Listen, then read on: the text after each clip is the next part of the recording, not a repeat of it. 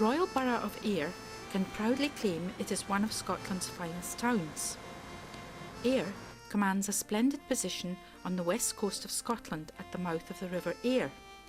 It enjoys a fantastic situation bounded by a beautiful rolling countryside and boasting some of the finest coastal scenery you can find anywhere.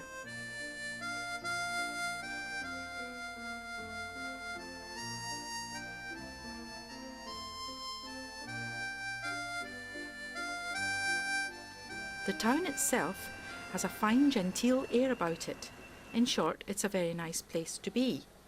It's therefore hardly surprising to find that over the years it has become so popular with residents and visitors alike. Although outwardly not so steeped in Scottish history as some of the other towns, it has, if you look into its past, some interesting features. The Common Seal of the Borough of Ayr records the town's establishment by royal charter as a borough at the start of the 13th century. The Castle of Ayr had been built a few years previously, and it was around the castle that the town was formed. There is some doubt as to where the castle actually was.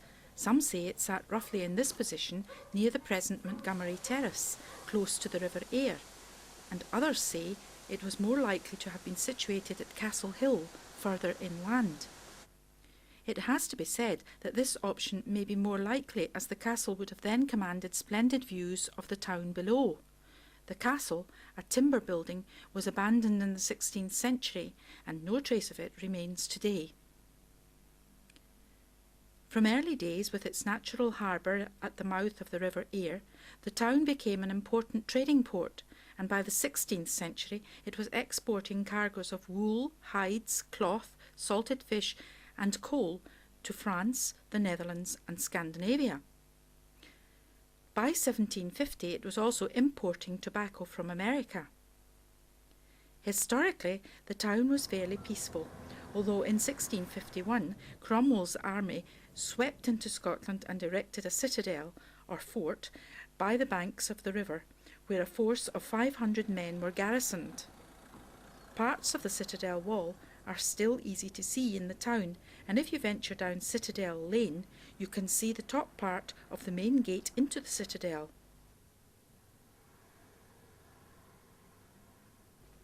All around the area are constant reminders of this part of the borough's history.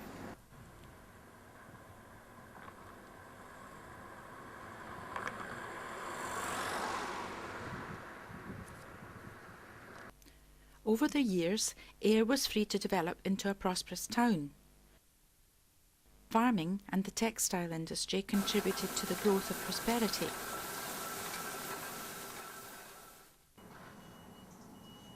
Coal mining, though, was by far the most important, employing thousands across the county until drastic closures were forced upon it. Today, redundant pit winding gear remains like a gravestone to an industry that has almost vanished.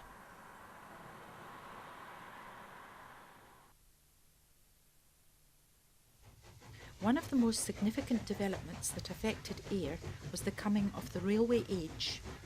In 1840, the Glasgow, Paisley, Kilmarnock and Ayr Railway Company opened the Glasgow to Ayr railway line.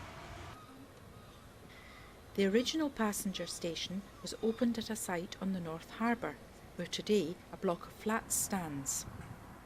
Later, in 1857, the station was transferred to Townhead, where it remains today.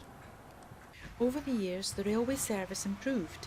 Trains to Ayr leaving from the old St Enoch's station in Glasgow became packed with holidaymakers during the summer months. The town was one of the busiest holiday resorts in Scotland.